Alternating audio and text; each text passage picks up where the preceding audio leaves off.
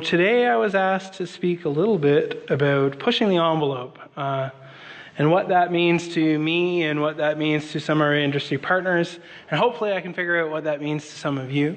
I see quite a few familiar faces in the crowd, and so many of you have probably worked on high-performance, energy-efficient housing before, or commercial buildings.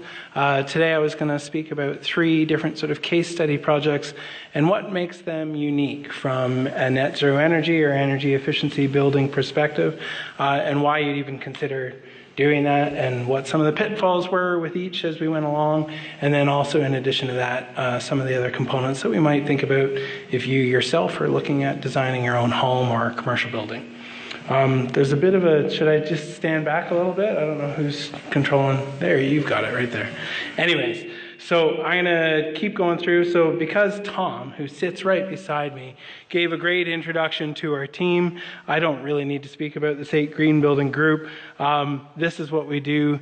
Our job is really working here at SAIT with industry partners. And we first started out as a small research crew of me in a parking lot building energy efficient houses, and that was in 2008. And now we're a team of 12. And we work inside a net zero energy commercial building, and we work on anything from residential scale buildings to widgets that are sort of new kinds of plugs or wireless devices to commercial campus stuff most recently.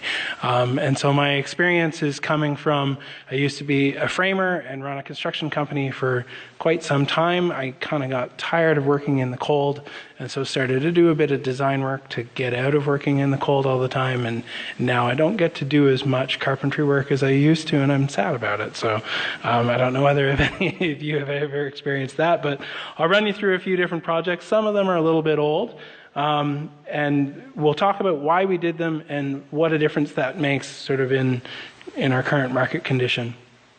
So one of the main reasons why we started really looking at this was more on an energy efficiency basis. And so this comes from the World Resource Institute. And you've probably seen these kinds of stats before, where we're looking at total country and emissions from country. And Canada is sort of down at the lowly sort of 10th position until you start looking at emitters by capita. And then as soon as you start looking at emissions by capita, we start realizing that Canada is in fact one of the larger emitters. And then lo and behold, as soon as you start looking at the province of Alberta within Canada, we starting to think about how there is opportunity to do a little bit better. Now, I started doing energy efficiency work in the building sector in my sort of teenage years, and really started renovating First Nations housing. And at the time, it was mostly for utility savings and durability. And so there was a resilience component to it that was pretty critical to me, that led to better community, better family, better comfort, and better housing conditions.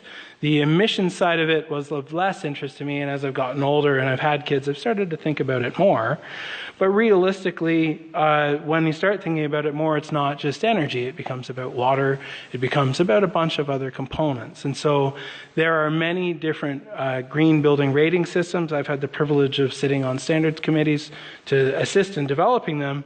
But this is a good slide from Canada Green Building Council that kind of positions green building. The nice thing about SAIT is I get to basically experiment and make a lot of mistakes for a living, which is good. It means that we can be bleeding edge so that industry partners of ours can lead industry. And sometimes that also means that I get a good insight into what I wouldn't do again. And so please feel free to interrupt me as we go through and ask questions, because there's certainly things in each of the projects I'm going to talk about tonight that are good lessons learned that I probably wouldn't do again. On the scale here, the net zero you can kind of see towards the right of the screen. And that, at this point, is a challenge for sort of 2030. We're starting to look at stretch codes as adopting a net zero energy. And so the first question I'd ask is, do people know what net zero is? Generally in the room, have everyone heard of a net zero energy building before? Okay, so the people that haven't, there was a bunch of different definitions for a long time. In fact, everybody had their own, and that makes it really convenient to define what you want it to be. But one of the things is a building that produces as much energy as it consumes on an annual basis. Now, sometimes that only means electricity. Sometimes that means space heating, which is in this province more often than not natural gas plus electricity. Sometimes it means a bunch of different things. These days there's also zero carbon homes, which is a completely different thing than a net zero energy home. So the first question I ask you is, if you bought a net zero energy home, would you expect to pay a utility bill? Who would? And those either don't know or some wouldn't. So that is also a big part of net zero, and one of the major drivers is there's a bunch of people that say, I don't want to be part of the grid anymore. So there's sort of these back to landers or other descriptions for people that don't want to be part of the grid anymore. And realistically, that's not the market we have ever served. Our market has been pushing them into the mainstream market economy. Now, one of those things, though, is saying, just because I'm producing as much energy as I consume annually doesn't mean that I don't have a bill throughout the years. So the first project I'm going to actually talk about, we'll get into about what those motivators are, and they're different from everyone. But realistically, a net zero home is mostly insulation, airtightness, and mechanical systems. And we've actually known that, since the 70s. And so a long time ago, Factor 9 was built, and it was the first prototype home that led to an R2000 housing program. It led to the research homes in Ottawa, built in the early 90s, that really started looking at energy efficiency in the country. And Canada has been a leader since the early 70s in energy efficient housing. We've developed the software tools from Hot 2000 tools, and now Passive House uses the Hot 2000 engine.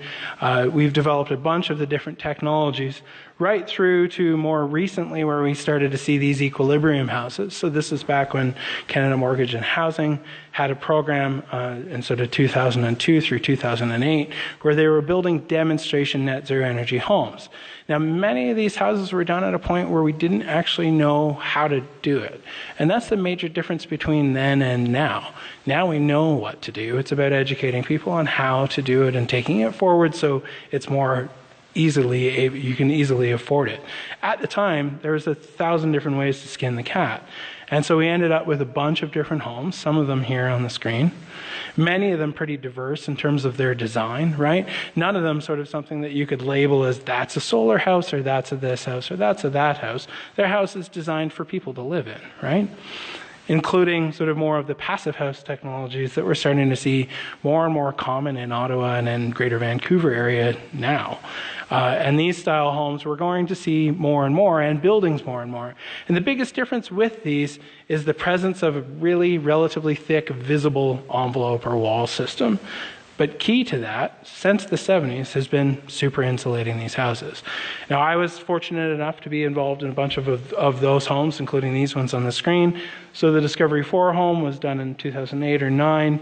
It has solar thermal shutters on the front and an integrated photovoltaic system that Dave actually built, and then a solar thermal system that Tom actually built on the railing system. And so these kinds of houses at the time were really looking at a way in which we could begin to create a home that was more affordable to a consumer from a utility operations perspective, but also at no extra cost. So how much more should it cost? We were pretty lucky with the Discovery 4 house. This one came in at probably a 30% premium over market, and at the time that was pretty good because I was still paying $12 to $13 a watt for solar to install it on the roof, right? The house in the bottom left-hand corner was a solar decathlon home, and we added an extra $0 per square foot to that budget, so not a good example of affordability. But that became a motivator for the research program that we actually have here at SAIT. One of the first projects we took on was this Arctic house. So up in Fort Simpson, where this house was, they had a lot that was facing north, where the two rivers come together. And a beautiful thing about that was that it was a permafrost condition, so the foundations were difficult to put in. They're used to using sort of space frame technologies or cinder block technologies or even insulated crawl spaces where your water, your pump out services, and all your mechanical systems were within an insulated box elevated above the ground. So the thought at the time was to basically put a big comforter around this building, where if we go by the principles that James Orr established in the 70s, to super insulate and make it airtight, then realistically, as long as we could separate it from the outdoor environment, we thought we'd be doing well. But then lo and behold, they had a really beautiful environment to live in. So this is the front elevation where we started playing with window layouts. And one of the reasons we were playing with window layouts is because in Fort Simpson, at October right through to March, it gets dark, and it stays dark for a pretty long time. At the time, they were spending anywhere from $900 to $1,300 a month in utility costs. And so our job was to try and come up with a capital project that the Northern Housing Corporation would instigate as a spec home, and then be able to upgrade that to a net zero home. So how to make a basic one and then expand it. In our mind, an exterior envelope that could just grow a little bit and add insulation was one way to do that. But what kept pushing us off was cost of concrete and cost of shipping materials to site. The second thing was also windows. In this particular case, playing with windows on the north side to capture a view, and at the same time realizing that from an energy efficiency perspective, it wasn't good. So our research was to lay that out, and we'll look at all the different kinds of window technologies, bigger windows versus multiple smaller windows, and which would lose more energy or gain more energy. And so that exercise has become pretty critical in the development of net zero buildings and passive houses. At this point, a lot of the buildings we're in have larger cooling loads versus heating loads, even in the middle of the wintertime. And it's almost a direct result of the use of glazing on the building envelope. It's just exacerbated in a place like Fort Simpson. So I'm quickly running through a few slides. The other hindrance on this particular build was that this particular family also did a lot of moose and caribou hunting, and so they wanted a garage that would be a clean shop that they could basically carve up animals and have that attached to the building. And so having something that floated above the ground and attached to something that had a slab with an entrance to it was a design constraint. The other part of that was they had a large family that would come in for periods of time. So the main floor had a big open floor concept on the right-hand side and would look out on these views. But you can see a standard interior wall is sort of what we normally build our houses today out of on the outside. And the outside wall, you can see, is quite a bit thicker. Now, why would we go about doing that? Well, that level of insulation, in this particular case, about an R44, was a target that we thought we'd conserve first before it was even affordable to add technology. In this case, on the second floor, we have a loft, a bedroom, and then sort of a little bridgeway to an ensuite room as well. We ended up putting these specs through to the Construction Association, and they've actually been adopted by Canadian Specifications Council for a lot of buildings up in the north. And one of the reasons we did that is because we wanted to run how much does it cost to get a building built like that there. So the difference between building something here and there is pretty significant. If you think about steel studs and how they stack on a truck, and they can be compacted versus wood studs. If you think about saying, okay, well, cellulose or bad insulation here in Calgary is inexpensive. If you buy lots of it, then it's a less expensive wall. But up in the north, if you have a spray foam, which can expand after you've sprayed it, then the amount of volume it actually takes up on the truck in a canister is quite a bit smaller. So in its applied condition, once it's actually there, it's actually much more affordable. And so those were the way in which we weighed how we would build that building up in the north, and then also looking at the energy components of it. In the end, it is sort of a closed wall system that's full of insulation. And one of the things that we really wanted to be conscious of there was that the snow acted a lot like sand. It would permeate the envelope and lead to building envelope rot and a bunch of other conditions. And so we wanted to be able to seal the envelope up. An interesting side of that is we also found out that things like propane were freezing on a pretty consistent basis. So we did a design charrette with the community, and a few of the community members said that they had spent $300 on an electric resistance coil simply to get their propane to a point where it was usable, which seemed like an outrageous number for the year. It was a particularly cold year, but it seemed like an outrageous amount to spend on your utilities. And yet at the same time, there's a bunch of old lodgepole pine that's been cut, and so there's a local business that was starting to do wood pellets and wood stoves. And so in this particular case, we thought, a wood pellet stove is probably the most economical approach to heating this particular house. And so I'm going to skip this one, but as we went through, here's some numbers. And numbers far away are hard to see and probably don't matter as much. But the one number on here I want you to think about is the space heating and cooling. And it's at 116 kilowatt hours per meter squared. So the new passive house standards that we're trying for are about 15 kilowatt hours per meter squared for that same value. So the issue with that is that as soon as you start using natural gas or propane or oil, as soon as you start using wood, then that number starts to skyrocket. At the same time, when I asked you about does that impact the affordability of your utility bill, despite the fact that this house uses a lot of energy, the actual energy efficiency was pretty significantly different. And so this is a slide here which talks about the different mechanical systems. If we went to an air-to-air heat pump, which is sort of how a lot of the new buildings here in Calgary and in Vancouver are being used, we'd actually end up spending about $4,800 a year in electrical costs to run a system which would significantly improve its energy efficiency. And what that really means is the total amount of energy used for this building had nothing to do with whether a person could live there. And that's a critical element to being able to have that kind of project. So for us, it becomes about optimizing the envelope based on the system and the operational costs of how people are going to live in the building. In this particular case, the wood pellet boiler that ended up being with a radiant heater saved them about $1,600 a year, and we ended up saving them quite a bit more with a bunch of other mitigating factors. So this building, in the end, has the best payback on any solar system I have yet to actually work on. And that's primarily because they were charging 55 cents a kilowatt hour for electrical power. So when you put solar on the north side of a roof, and it starts generating a ton of energy in the summertime because the sun swings around to the north, it actually paid back that solar system in 6 years. I still, even at today's prices, haven't been able to pay back a solar system in that kind of period. Total upgrades for this house was about $80,000, but it was an 8-year payback, right? And so those kind of things become something where we started to use that as fuel for the way in which you say, okay, can you reduce your operating costs so that you can increase your energy efficiency? In this particular case, we wanted to prioritize a durable envelope just because of the users. We needed to prioritize an envelope that could be expanded so that the housing corporation could take something that they would be as a spec home to something that maybe a government employee would be able to afford as an upgrade. And so that's really where that house came from, and now it's a kit house. So GBM Construction is sort of building these houses in Fort Simpson and even to the north now. So first case study. This is the second one. You guys might have seen this here in town. It's called the Discovery 5 House. This was done in the community of Altadore. And so Altadore, just south of Marda Loop here in town, is more and more an infill community. But at the time, the house, it's pretty dark when I look at it here, sorry. So it's a pretty typical 50-foot lot with a bungalow on it.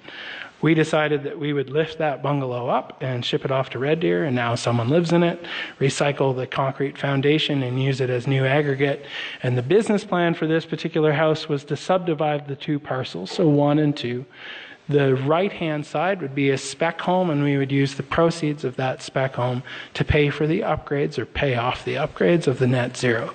So this was one business model as a way to achieve a net zero energy house at no extra cost to the consumer. And I'm proud to say that we did it. What did we do? We built a bowling alley of a home, honestly. So when you have a 25-foot lot and a long, deep lot, you end up with something that looks like this. And so what that really means is it ends up being a bit of a, well, the orientation on it was sort of, I'll show you in a second, but relatively open concept. Main floor. Has anyone in the room been through this house before? It was on tours for a little while, a couple? Yeah. And so it's been good in a couple different senses. The second floor, as a designer, I probably would have encouraged them to keep the third bedroom. It was just a couple at the time. They've had a kid since, and so their house is full. But the second floor, the right-hand side is facing south, left-hand side is facing north, so there is a spare bedroom, just a 2-bedroom unit, right? If you cut that in section along the bowling alley length, one of the features of the house was sort of this south-facing yard. So we wanted large overhangs, about 6 feet, and what that would allow is some summer shading and keep some cooling. But the other side that we really wanted was to be able to start passively using those passive gains. And so this is where here in Calgary, we can really take advantage of the sun and window placement versus in Fort Simpson, where it's just dark. You're not going to get many gains in the wintertime, and in the summertime, it's just as hot as it is here, and you don't want those gains, right? And so it's almost the reverse. Here, you want to control that through shading. You can see from the diagram there that passive sun comes in and hits these concrete floors. And so what's actually happening is the south side says, floor is warm, there's a call for heat, it will redistribute the energy from the floor to the north side of the building. So instead of a boiler turning on and just distributing heat throughout the building, what you're actually trying to do is get the building to have a little bit of intelligence. We built this in 2012 or 13, and so it was analog intelligence still, not particularly smart. It did have a logic controller to it, but what it really did was try to redistribute energy before it turned on energy. The other side is that most buildings and most houses today are designed for minus 36 degree temperature, except it's not that all the time. And so our furnaces are almost always enormously oversized. So what you need to be able to do is prove that you can meet the heating load, but you don't need to do it all with one piece of equipment. And so in this particular case, the second floor, we ended up putting baseboard heaters in, and we thought these might never turn on. And in fact, we were right. For the first 5 years of operation, they didn't turn on. It was actually only after they had a kid that they really needed to boost it from about 19 degrees to 22 in the baby's room. But one of the interesting things about that is saying, okay, well, can we actually use the natural processes in the home to distribute that energy? The other side is there's something called a solar chimney that kicks out of the top. It's basically, it's a chimney, it's operable windows.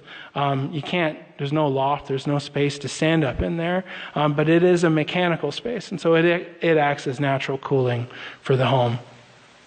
Now, at the time we were building this, we were in partnership with Mike Holmes and his group, and he likes to put a stamp of approval on a bunch of different products.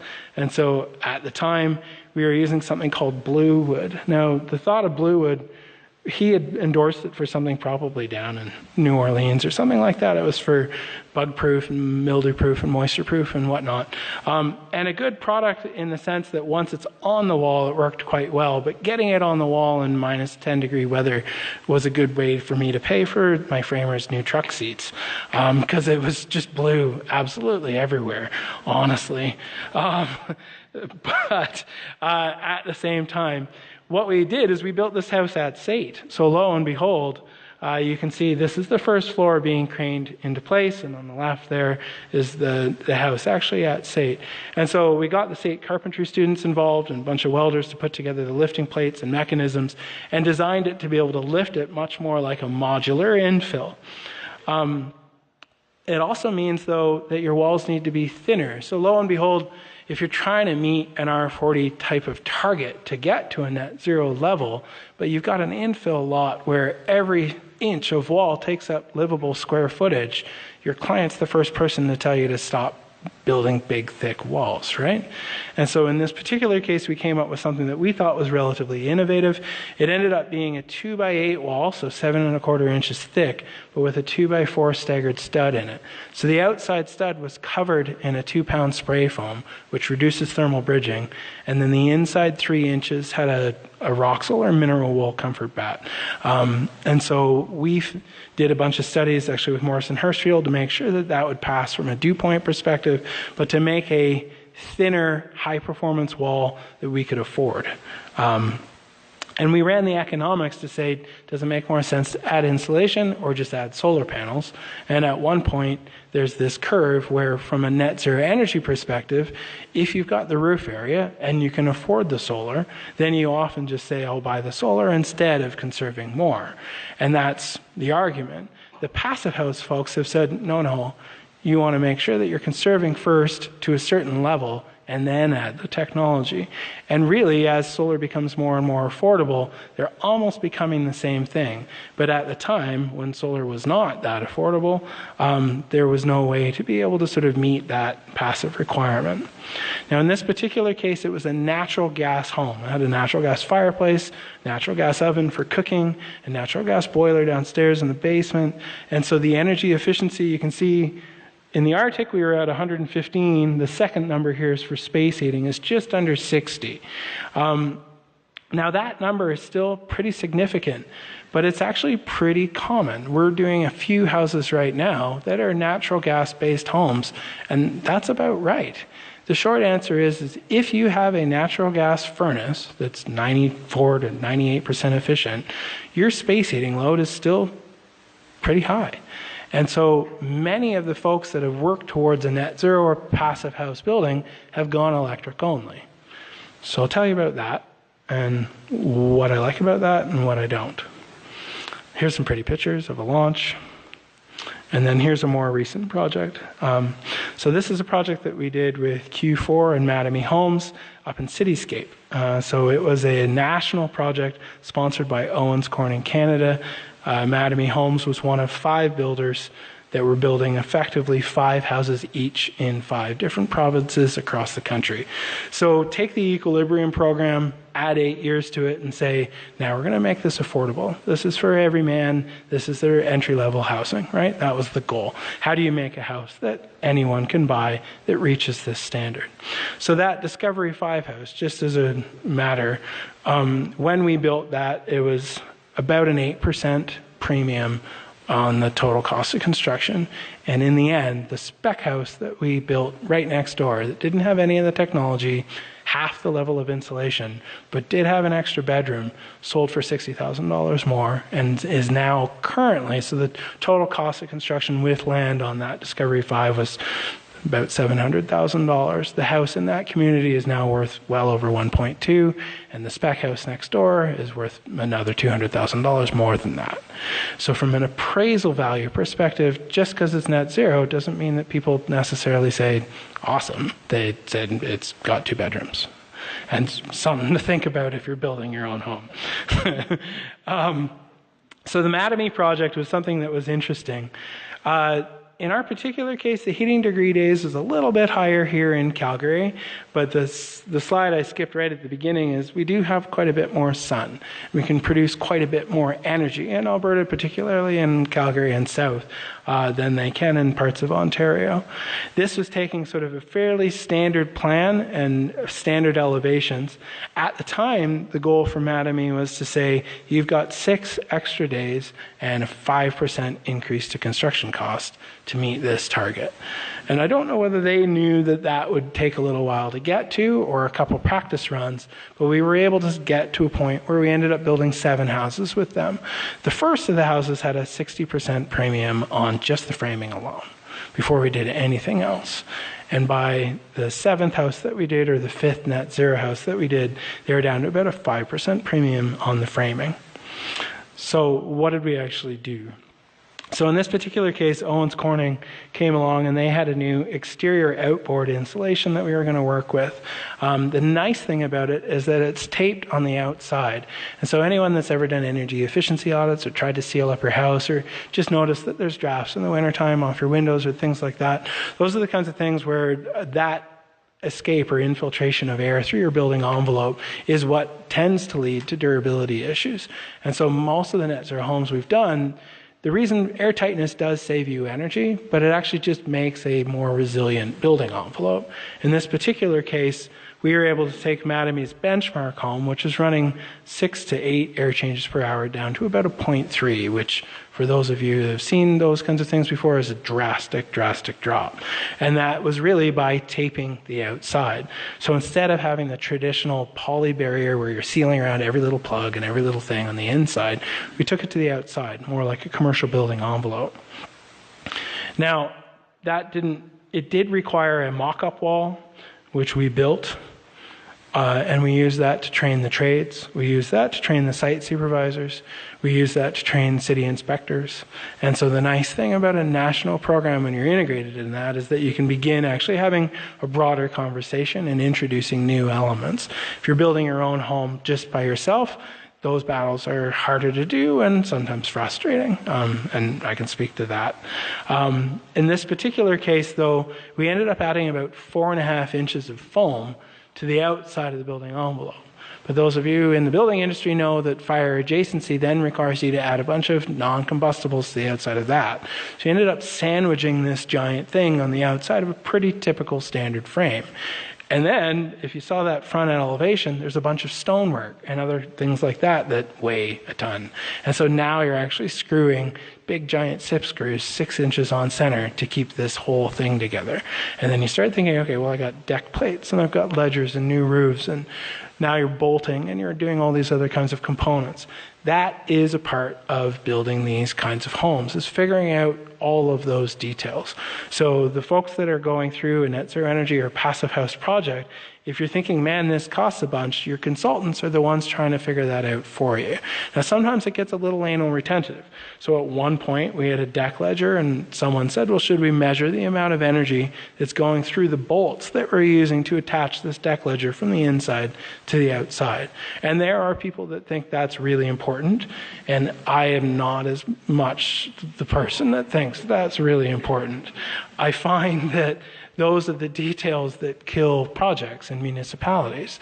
And so although I'm an advocate of both, I do find that if we start talking about affordable housing, one of the worst things we can do is start concentrating on those tiny granular sand details and forget the fact that we should all just be moving the benchmark a little bit forward, right? So I'm happy to have nerdy conversations about building science with you, but in this particular project, we did just move forward. Now, one of the things that we did come to is this is the house and its energy use if it was built to today's code, 9.36. And you can see that space heating up at the top is 18. It's not dissimilar to the 15 or 13 that Discovery 5 house had. The other loads there add up to about 35,000 kilowatt hours per year. And you can see the breakdown of where that's losing its energy. Now, if you build a net zero version of the exact same house, these are the numbers. So it went from 35 down to just over 13,000 kilowatt hours. And that number of 18,000 went down to 3,000 kilowatt hours for space heating and cooling. So how does that actually happen? So primarily that happens through insulation and airtightness, but it also happens with very specific mechanical equipment. And that's really the crux of where the buildings will move in the near future, is the selection and use of integrated mechanical systems to make something affordable operationally and not just in the modeling scenario. So one of the things you need to consider and be aware of is that most of these houses, you model it first, and then those people get to walk away, and you, the homeowner, have to live in it. And one of the things they don't always tell you is how much it's going to cost you on a monthly basis to live in.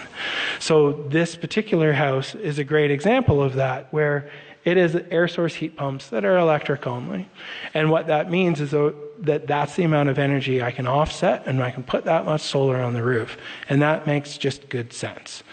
The problem with that is that it doesn't tell you that in November and December, you have a 10 kilowatt electric resistance heater that's going to charge you $400 to $600 a month, right? And so those are the kinds of things where we need to start having active conversations with homeowners about, if you save your money in the summertime because you're being credited a bunch of energy and you pretend that you're still paying a utility bill, in the wintertime, you will be cost neutral. But most people take the $120 that they save for 6 months of the year and spend it. At least my family would. And so what you really need to do is put it in a piggy bank and then spend it in November, December, January, and February, because you will spend it. This house is actually only about $800 cheaper than the natural gas house next door, which is an interesting thing. But it does actually generate as much energy as it consumes over the course of the year. And so those are really important distinctions to make. Now, there's a little number here at the bottom called a TEDI, a thermal energy density. And what that means is how much energy per square foot do you spend on space heating and cooling. And this is something that really comes down to the equipment. And there's cool equipment these days. I don't know whether you guys have seen it, from geothermal, which is getting less and less expensive in the province. So we've installed 3 geothermal systems with some friends out at Cottage Club Development for under $12,000. It used to be closer to 28. But because of drilling costs have come down significantly and the equipment has gotten much more affordable and right sized, so it's about half the size that it used to be, the costs have really come down quite a bit. But there's other technology too. So this little Ream thing, an air source domestic hot water heater, it's using the heat inside of your basement and a little resistance coil to actually generate most of 50% of the energy it needs. But it also is smart. There's a dashboard computer on it that allows you to program in, I'm away, or I've got company over for Christmas, and you can ramp up the hot water heater so it's on super hot and able to meet the needs of 8 people or 12 people that have come for Christmas. Or you can say I'm away and I'm down to 2, or my kids have gone and I want to set this back and put it on econo mode, and it'll only heat a quarter of the tank. We're getting technology which is smarter, but the thing about that is that something like domestic hot water, it used to be that it would use up as much energy as your furnace. Now we're getting to a point where with systems like this, 60% of the loads in this house are your lights and your appliances and your plugs. Only 40% is actually the house running.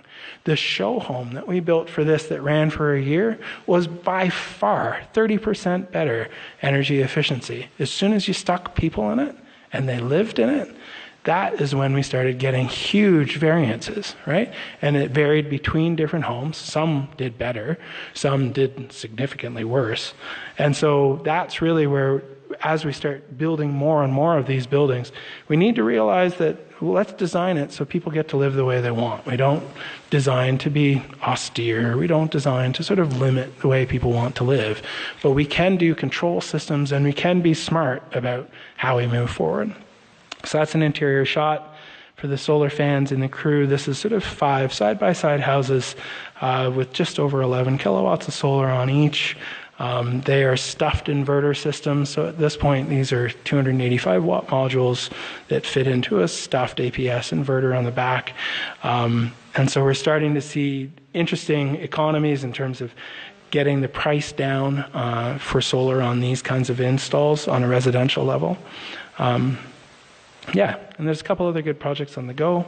This is one out in Wypress for Living Building Challenge, and this we hope to be Canada's first zero carbon certified home just south of Okotoks. And I'm open for questions. Thank you.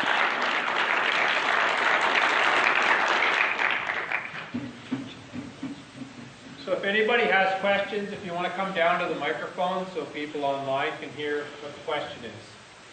Or I could probably repeat the question if you have any. Or I can go back to any slides. No? Sure. So Thermal Creek is the one that was doing some geothermal energy. Cohen is the name of the guy that's running it, I think. You mentioned using electric resistance heating in preference, or maybe a combination to gas heating. We're not going to be living in this country forever paying 3 cents a kilowatt. Ontario is paying significantly more. BC, remote areas are paying up to 270 a kilowatt. Yeah. How do you adjust that? We need to look forward to what's going to happen in 10 years. I agree. So one of the projects we currently have right now is using natural gas micro-combined heat and power. And the thought is that we would be having a generator. Think of it like a high-efficiency Toyota engine, like a high-end lawnmower engine, really. It takes natural gas and then generates a hot glycol solution. So for us, the thought is if we take a natural gas, which is more affordable, I mean, that's the thing I was trying to make the point with the energy-only home, is that it's not operationally actually that affordable. The other home that was running on natural gas that had a bigger energy footprint that wouldn't meet the passive house target was actually more affordable for most Canadians in our current market utility condition. Where is it going to go? The electric-only devices that we have worked on, we've had some really good luck and then some miserable failures. And one of the miserable failures is the resistance heaters and the control mechanisms to run them. And so we're starting to see more affordable ways to run backup heat. So it's all good to have a heat pump that runs through your shoulder seasons. I'm designing buildings that now have probably too much glass in them, so the cooling load is pretty high. So a heat pump gives you air conditioning without a whole lot of extra cost. But one of the failings is that on those days where it is minus 25 or minus 30, this big, brutal electric resistance heater is difficult to afford. If you have an alternative, and solar thermal is always a good way to generate heat. In the wintertime, depending on summer conditions, with buffer tanks, you can do that. This combined heat and power unit is another good way to generate a lot of heat and use that. And so the point is, can we get off basic electric resistance heaters and start using something that's more affordable? And then as we see power markets change, I think the dynamics will change, and we're starting to see more and more of it. So Marmot is a company out of Quebec that's now selling geothermal at a lease rate, so that they will drill the well and install the system, and you just pay a monthly rate to them. And their payback scenario on that is pretty good. So the heating and the cooling end of it is good, but you don't need to upfront capital cost, right? The combined heat and power unit is another example where the commercial lease of mechanical systems maintained by the leaseholder is going to be more and more prevalent as technology begins to get integrated. And so we can see ATCO moving in that direction, where instead of buying a new type of furnace or a new heat power system, you just lease it on a monthly basis. They sell more gas, which they want to do, and realistically you have the most affordable technology and you're not paying the upfront capital cost. So I see a big delivery of that. The solar systems, as the price comes down, we might start to see more and more of that, but I think primarily as communities start to adopt it. So from community power generation and storage, there's much more interest in leasing of roofs and combined condominium ownership of larger scale district energy systems. And that's for sure an economical approach and a way to go. It's just forcing people into it. In Alberta, we tend to be a little bit, no, I'm not going to do that. When someone says, even if it's a good solution, we tend to say, I'm not going to do that. I want my own solution. And so there needs to be a balance. So there's a couple communities going up in Edmonton right now where district energy is sort of you have to buy into that as an option. And not everybody wants to do that, despite it being a really good option, right? I don't know whether I answered your question, maybe in a roundabout way. Yeah. I'm wondering, can we get to the point, is it possible or foreseeable we can get to the point where we heat our houses totally with solar? So the question, and I'm just going to repeat it because apparently there's people online. The question was, can we get to a point where we can heat our houses totally with solar? So come on a tour in the Green Building Lab. At minus 25 degrees, the people in my office had the windows open because it was just too hot. It was just too hot all the time. And that's not a good thing. I'm not saying that's... so we went too far, and that will happen. It is heated with the sun. We have a 38,000 liter rainwater cistern, and we're running a hydronic coil through it, and we're using that for free cooling.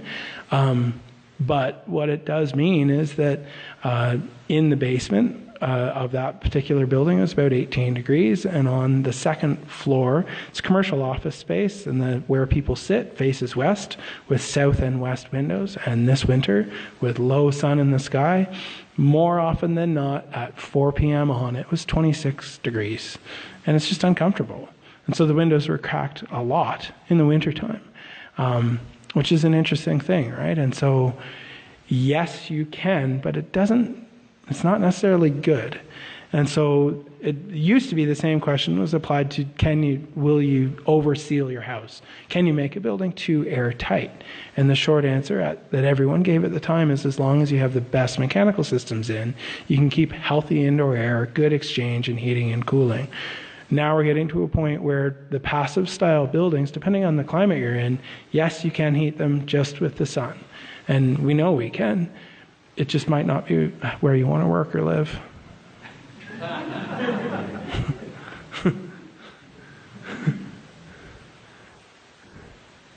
heard you mention a couple of times spray foam.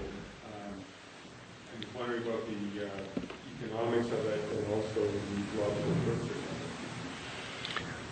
So I'm not a material expert. I get to build a lot of cool new wall systems. The spray foam there's a bunch of different kinds from 1/2 pound to 2 pound, and they're now using a bunch of soy-based or vegetable-based types of product in that foam, so you get a bunch of different kinds just within it. We are currently doing an R&D project using something called wood flour, which will be a spray foam entirely made out of natural materials. So I'm not going to knock something that is spray applied, because I think as an application it's consistent, it reduces thermal bridging, it gets rid of a lot of the air leaks that you can get in buildings, and for tough areas you can take a base building that doesn't, in the residential industry, that doesn't have the time to babysit an individual house where a commercial building or custom homes might. You can use it as something that makes the building more durable and affordable and get a higher quality out of a product. So you're not spending all your time on site doing a bunch of other alternative details. So there's benefits. At the same time, when you burn it, it releases cyanide, and no one tends to like that. If you have a zero lot line product where your house is really close to the next door house, you can't use it because of those similar reasons, and it does tend to fail. So do I like it or not? I like it in certain applications, and we've used it sparingly recently. At the same time, as an alternative or an extreme example, 2 years ago we built a place called Pelican Perch up just outside of Buffalo Lake, and it was a straw bale home, and it was sort of a 22-inch bale. And we couldn't meet net zero with that, so we had to add an extra rigid insulation on the outside, so another 6 inches. So it was a 28-inch thick wall. And we were on an estate, so you could do that, and every window became a bench, so you could basically lie down like a little cot inside the window bay. But one of the things that we found out is that it is not the most efficient way to build things. It is natural. There's a ton of benefits to it. But at the same time, if we're going to change the economy and the market and move towards wider adoption of a higher performing energy standard, we have to leave it open for people to find the best way to solve that solution. So I'll give you a great example. So Landmark Group in Edmonton, that now runs a warehouse pumping out net zero ready houses, is only doing it with a 2x8 wall and foam, because it is by far the most efficient way to build in a narrow assembly and reach that target. Does it have a high embodied energy? Yeah, it probably does. Are the operational costs of those homes a third of every other house being built in the market today? They are. And so we got to weigh those balances for sure.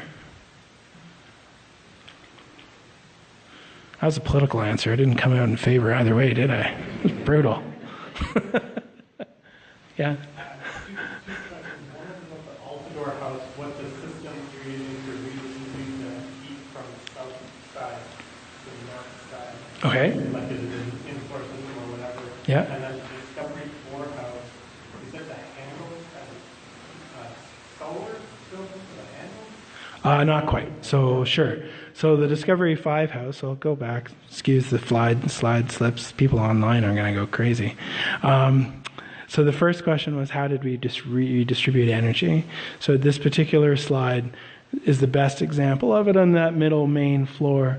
It is a hydronic in-floor heating in concrete with a radiant floor heating. So it is just a pump and water solution that's moving energy around.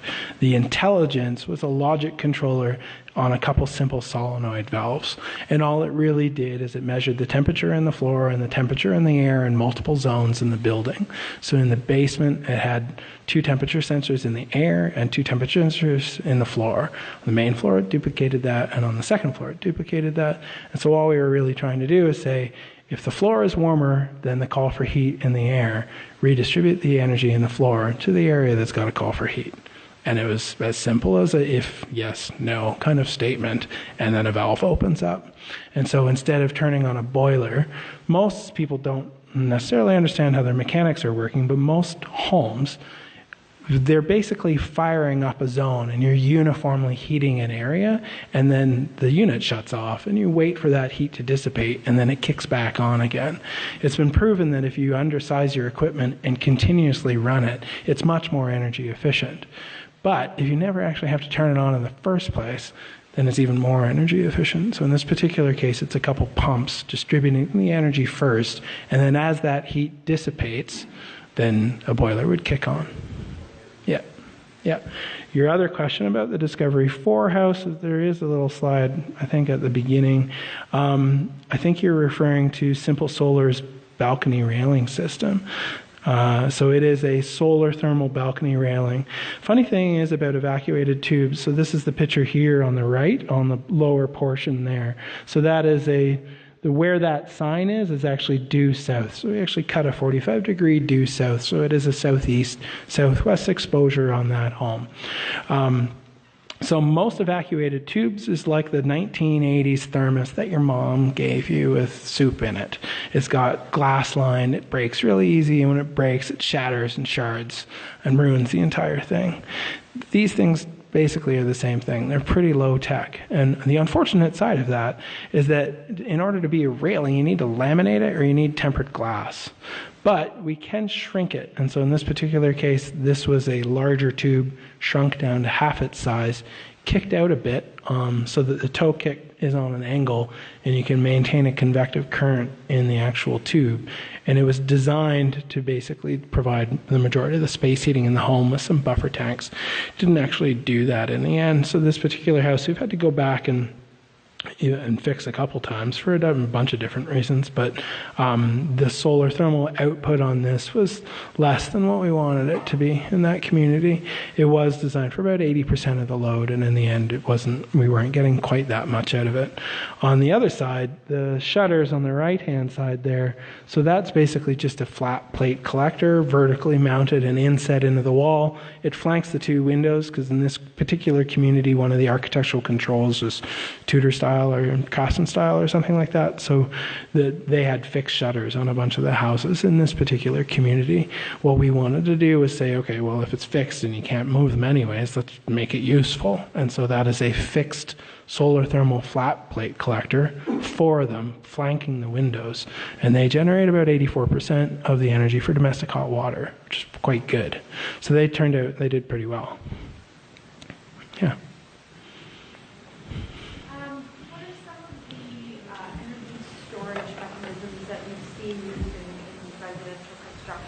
Have you ever worked with anything like the electric thermal storage, big cord heaters with a brick X in that? Yeah. So more in the north, we've seen those. So as houses have basically adopted the increase in insulation, and really the major difference in the windows is the upgrade to a mid-wall window that doesn't have a flange anymore, so a European-style inward opening window. And these days you can get those at a 10%, 15% premium. And so the need for energy storage used to be shoulder season offset of space heating. And so you'd often dump solar thermal into a storage tank. So the Riverdale house in Edmonton is probably the best example on a residential scale of that. Drake Landing Solar Community is the best example on a multi-residential district energy system for that.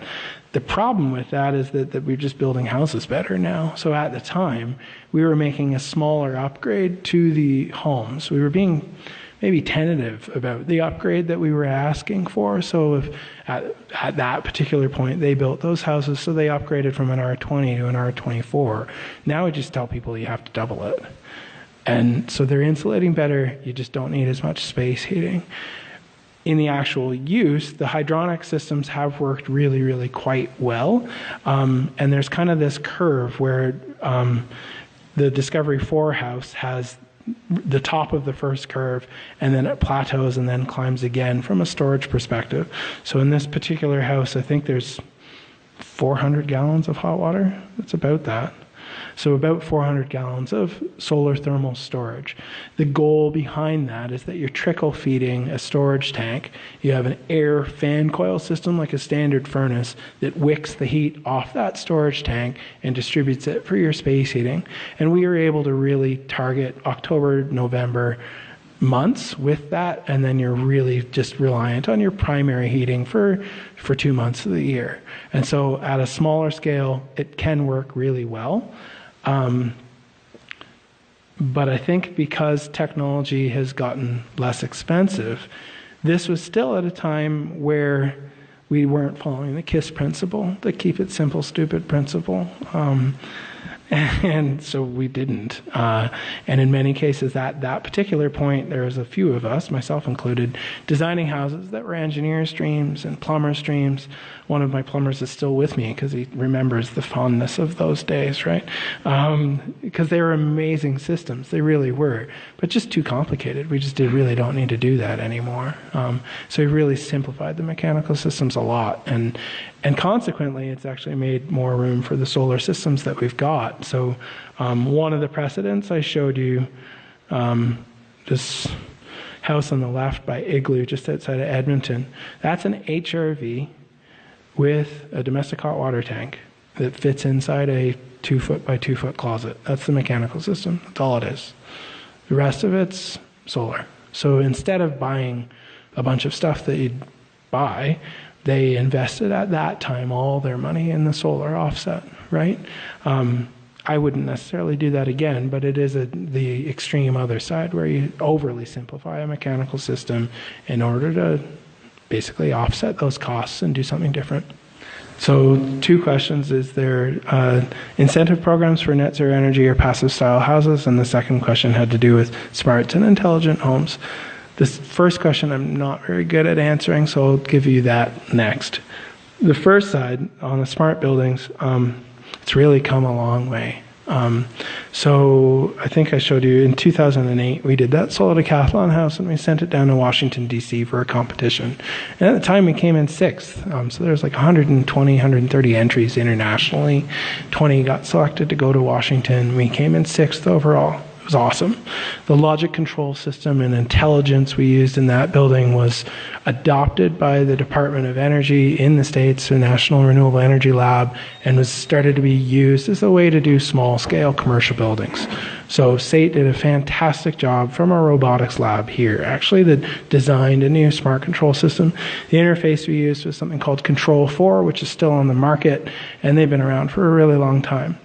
The funny story is that at that particular point, I showed up to go to work because we were running these tours and doing a bunch of things in this competition.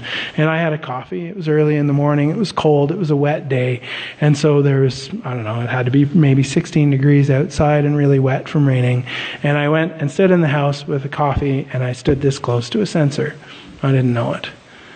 And so I breathed my hot, humid coffee breath on the building sensor.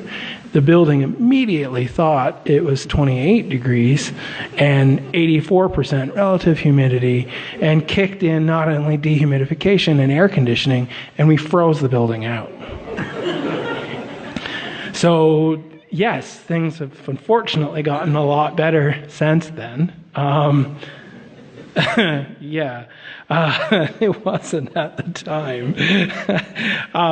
The Discovery 5 house, we built our own logic controller in that house for about $4,000. That's a pretty good price even now. So realistically, if you're interested in monitoring, you can get a $300 sort of CT thing to stick on your electrical components, and for $300 you can see how much energy you've generated and how much you've consumed. If you want to actually say, well, where am I actually using my energy, you're really upgrading to an e-gauge or another device that's going to run you just over $1,000, and that'll give you a breakdown of your energy use. But as soon as you actually start getting into controlling things, there's it's all open platform now, and the Internet of Things has really come a long way. So the Discovery 5 house, at one point, south-facing bedroom, in October, that room was hot. The occupants, despite that overhang, by the time they wanted to go to bed, it was too hot in that room. And so we put in a Hunter Douglas blind with an app on it that could automatically control it. And at the same time, if they weren't home, I wanted it to be able to absorb the passive gain so the house used less energy in the wintertime. So you wanted it to be intelligent but not annoying. And that is the current crux of most smart home systems, is they are intelligent, but they're currently annoying. Who wants to look at energy efficiency all the time? Not many people in this market. You guys might be a minor exception to that rule, but most people are interested in other things. And so the control systems that were, even years ago when you got off the plane in Calgary and drove out to Canmore to turn on your heating system so your house was warm by the time you got there, now we've integrated that through the building. And you can get really smart controls at an affordable rate. Do they all have issues? Yeah, for sure they still do. Hopefully no one will freeze up their house like I did. From an incentive perspective, the only incentives I really know about are the solar incentives that are still ongoing. Interestingly enough, that one project I showed you, so this zero carbon house we're building, the thing about the Alberta government when they give you the solar incentive is that they take the greenhouse gas credit, the carbon credit. And there's nothing wrong with that. They probably deserve it after they give you a bunch of money. But what that means is if you actually want to build a zero carbon home, which we were trying to do, sorry for hopefully not everyone, what we were trying to do is we realized that this particular house to be zero carbon, a zero carbon building standard needs to have at least 10%, not just a renewable energy credit, which is effectively what you're buying with an incentive-based on-site solar system. Is you have solar, it'll offset your energy use, but it won't offset your carbon. What you need to do is buy 10% of your own solar in addition without the incentive to meet that zero carbon standard. The cheaper way is to just buy renewable energy credits from Bullfrog and not buy solar, but I'm not allowed to say that in these meetings, particularly here. But you can do that too. In terms of energy efficiency incentives, there's probably these guys would know more than me. So if I was building a house in the next, say, 2 years, is it at the point where I could commercially buy a micro CHP and not have a furnace? Or are we not quite there yet? So the short answer is the tech is there. So yes, you can buy the technology, and yes, you can put it in your house, and yes, it'll generate energy for you. The long-winded answer is we just don't know how the best way to apply it is yet in our climate. So say it was hired to run through scenarios. And so one of the scenarios, so just to remind people, the micro CHP unit, or micro combined heat and power, is that little Toyota engine in a box. It's like a mystery machine, to be really honest. There's a bunch of them. They're all in the market. The whole point is it burns natural gas or propane or condensed natural gas, and it generates heat, which most engines do, if you think about it. But in addition to generating heat, it also generates electricity, just like a generator would, right? And so it is a generator. The nice thing about it is it's a generator you can stick in your house. Now, why would you care? You'd care because at one point you could say, okay, maybe I don't want to spend any money on domestic hot water heating anymore. So these units, you would run it and you would have domestic hot water heating. Except there's probably 8 installed in the province, and most that are being monitored realize that you actually only use domestic hot water from 5 a.m. till about 7:30 a.m., and then everyone's off to work and school, and no one's having showers anymore.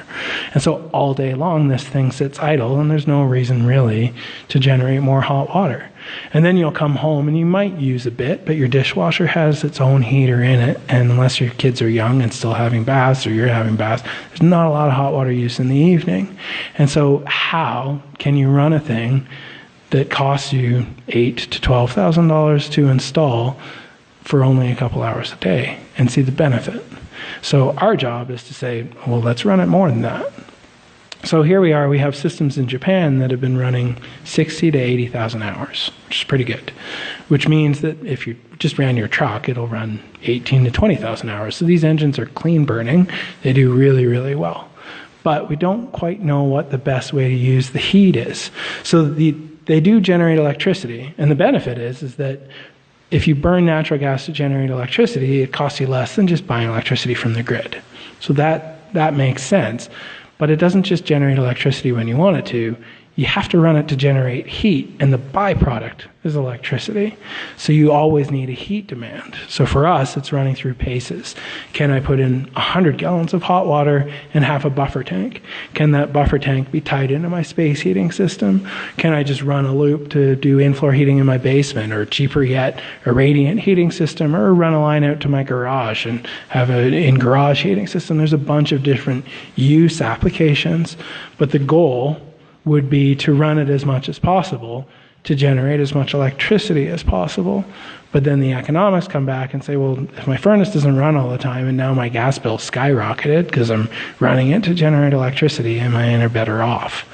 And we don't know that answer. We have a pretty good idea on what that answer is, but that's the project, is to define the best use in our market based on current market conditions. Man, those Powerwalls, they're sassy, eh? Everybody likes that guy. I just finished reading the Elon Musk book, and he is good at marketing. Man, I wish that product was really available. I've been trying to get it for a long time. You got one finally? 2. Good for you. Want to sell me one? The short answer is peak power demand is not here in Alberta. And so we are working on a project which will create a benefit for peak power load use. So the goal would be that one would have a battery system, store your energy in the battery system, buy power when it's cheapest off the grid, export power when you're paid or credited most for what you export, and store use power when you're generating and there's no need or use and you want to be able to run off of it. In an ideal economic scenario, that is there. We just don't have that market condition here. We're going to replicate that and pretend like we're in California and BC and Ontario and run that system. But the short answer is Powerwall has daisy-link chained a bunch of other sort of tech together, and it's come from the cell phone and laptop battery-based systems. Samsung did the same thing a couple of years ago as well, and there's a few others on the market that are similar and arguably just as affordable. Again, I think it's really good if you're remote and someone's going to charge you $50,000 to put in a telephone line and power to your home, then a battery bank system with a solar system and one of those combined heat and power units seems ideal. You'd be able to generate your own energy, store your own energy, and be off-grid, off the electric grid. But in a city environment where I am sure we will be credited more, and at one point we will recognize the value of microgeneration. Putting energy back into the grid is good for everyone.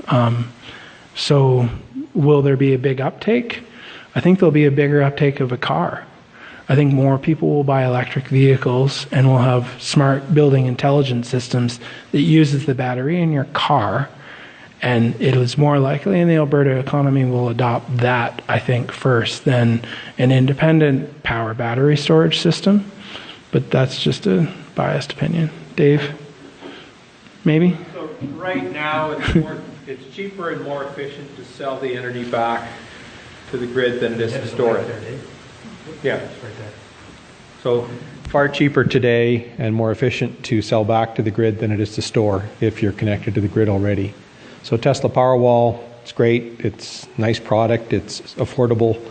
But it's either for backup power today or just because it's cool. So our market structure right now doesn't lend itself to storage. So I think a car, if you think about emergency services, like most batteries, for a long time with glass mat battery, you had to replace every 8 to 10 years. And if you don't treat them right, and I've been better at not treating batteries right than I have at treating them right, so I know what not to do with batteries, and I've gone through a fairly substantial budget in our own research lab, replacing a bunch of batteries that we didn't use properly. So my take on batteries generally is don't use them unless you need to. At the same time, my take on new smart intelligent buildings is that we will have a fleet of electric vehicles on the market that will act as battery systems for buildings, because they'll be plugged into my building on campus, and as much as I feed them solar energy, there's no regulations in place that I can't take energy from those cars too. So the question was, have we seen a change in the new building code and specifically on advanced wall systems? The short answer is only a little bit. So the new building code, you can get by without changing a whole heck of a lot currently. The next step up will require more of an envelope change than what you have to do right now. And so building code is sort of you do this for sort of base building condition, and most of the homes, so the people just building the building code tend to be lagging, and most of the homes I am fortunate enough to work on tend to be leading, so I don't see as much maybe as I'm a little out of touch with just what's happening on the minimum level. Having said that, we work on a ton of advanced wall systems from structural testing and insulation testing to try and get product into the market. And so we work a lot with things that will meet code and ensure that they will. And everybody is targeting something that is thin and has a higher R value that isn't foam. And so there's a huge directive towards that. And the other major component is fireproof. So fire has become a critical element in the new advanced envelopes, and foam on the outside of the building. Currently, I haven't yet found a product that's rated to be able to do that, and so it's problematic. So there's a bunch of new systems coming into the market, from new SIP or stress skin insulated panels through to ICF walls, the insulated concrete forms. In 2011, we did a kind of weird speed dating exercise, but with kind of building science nerds. So it was a fun exercise, but unique in its own right, where we got everybody together and did speed rating for walls. And we produced a series of terrible sheets that are currently posted on the Alberta government website. And they basically have a 2 or 3 page fact sheets on, I think there's over a dozen different wall systems. And the good thing about those sheets are, what do you need to think about? So what are the roadblocks? What are engineering approvals? Where you might have problems when you're running and using these systems?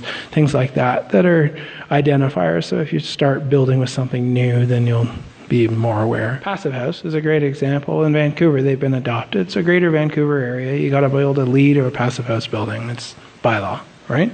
I sit on City of Calgary's climate change panel for buildings, and we've adopted the thresholds, the energy efficiency components of passive house and net zero, so that people need to meet those targets progressively, but not any individual program. So you don't have to buy into LEED or passive house, you just need to meet an energy target.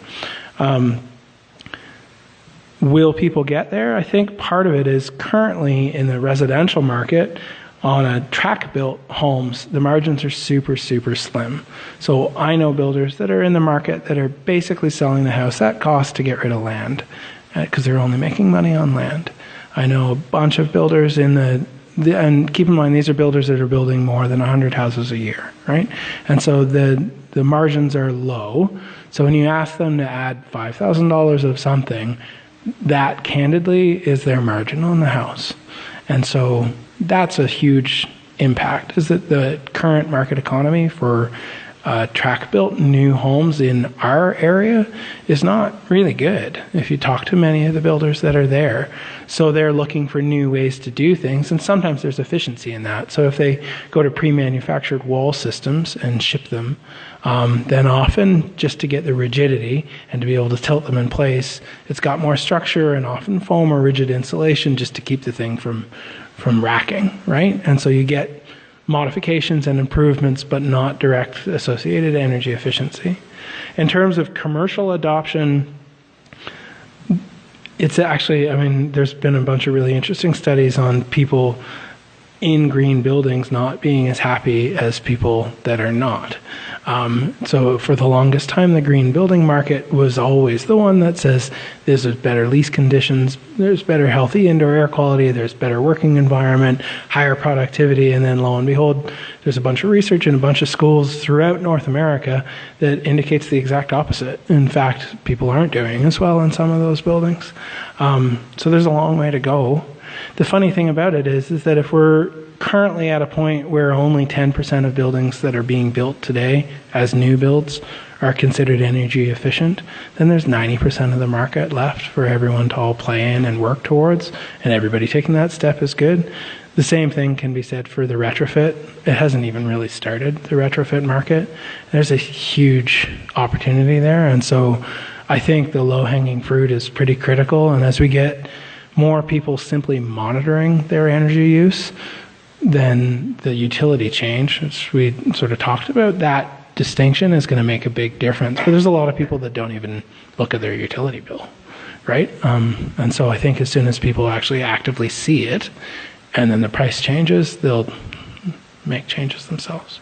So earth tubes and wind turbines was the question, and my association with either would be related to integrated into a building environment. So I've worked on 3 different earth tube systems.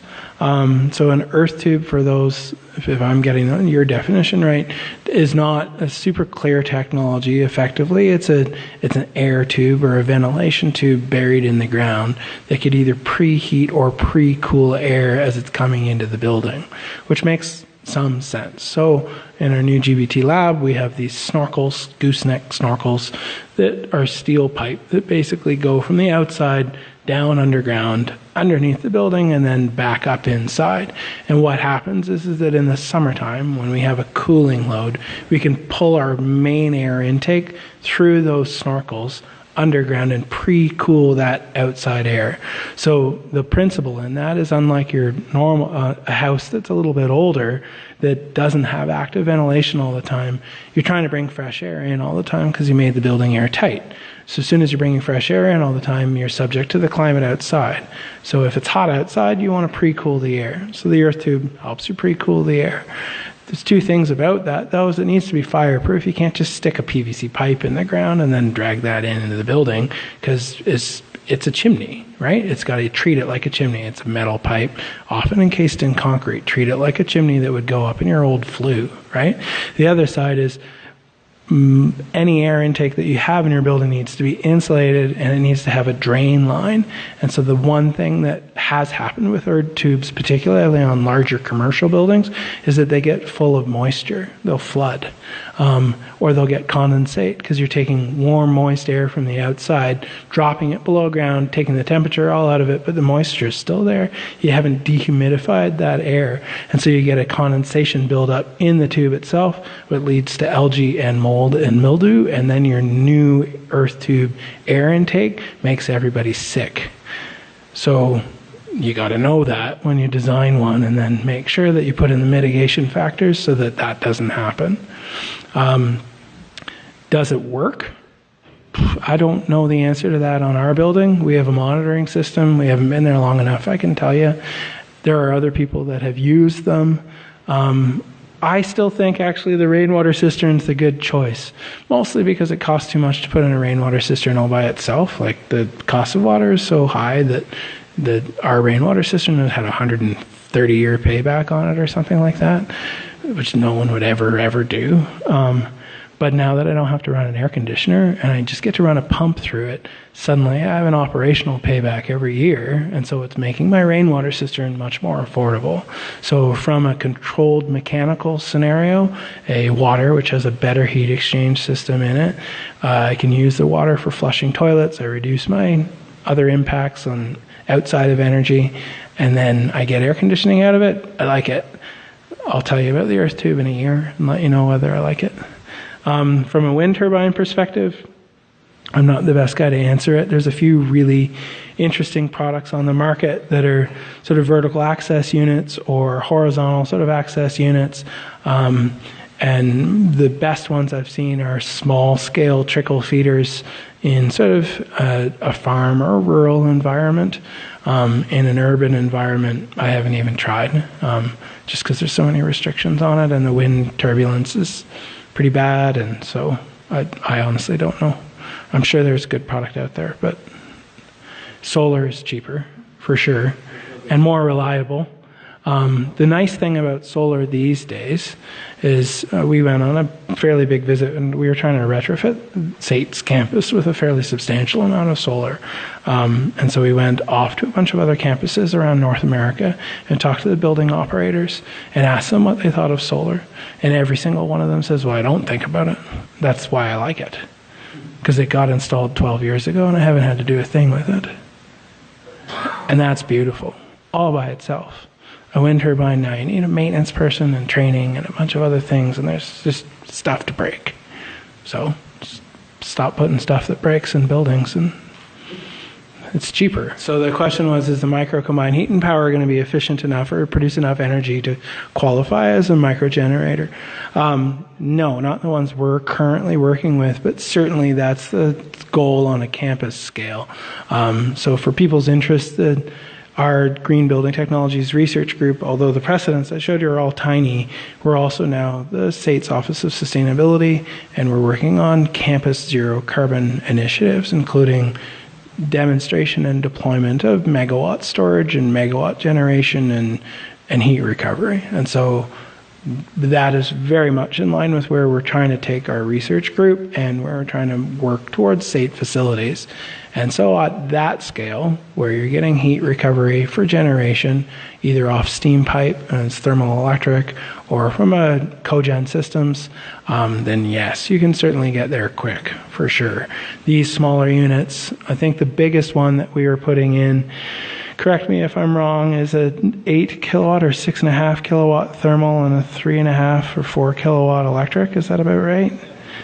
And so no, comparatively, like the houses, most of them have 10 to 12 kilowatts of solar on them, so they're a third of the size of that. Do I believe that sort of a community-based energy power system is the best model moving forward?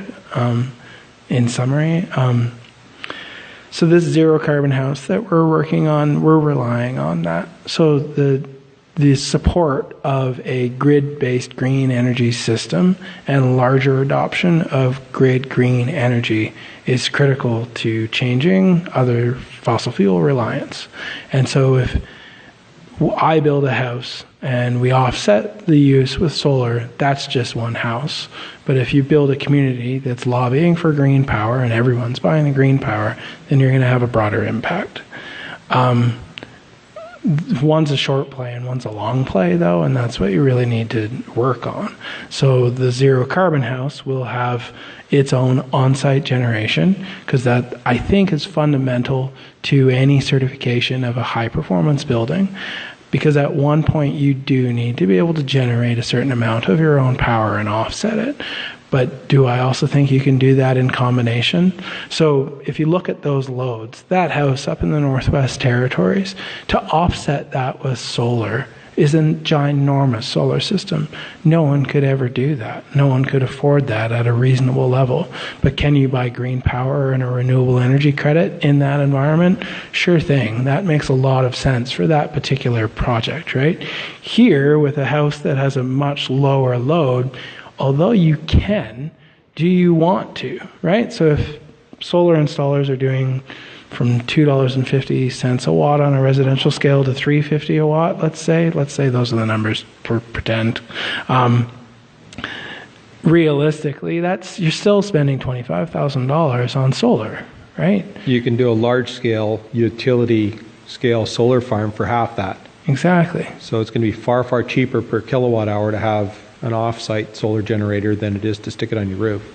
So then you start saying, okay, well, is a lease-based system working? So the micro-combined heat and power, the thought is they would lease it to you on a monthly basis. So for $30 a month, let's say you have this piece of equipment that they maintain, and after 8 years, they've basically paid off the piece of equipment, and then for the next years, they're probably going to make a little bit of money on you, and in the meantime, they sell you more gas. So that as a lease system tends to work. But the solar industry is still pretty regulated, relatively heavily regulated. So the lease systems that we've seen tend not to be the best economic model for most homeowners that I meet. And so many of them, either they just want their own, or they're not ready to just buy the green power. There's a certain element to both. The short answer is a net zero community will be reliant on district community energy generation and storage. You can't just do it on yourself. And as tech improves, you shouldn't have to, right? There's no reason why we can't start community sharing power systems. Yeah. Thanks, everybody. All right. Thanks, David.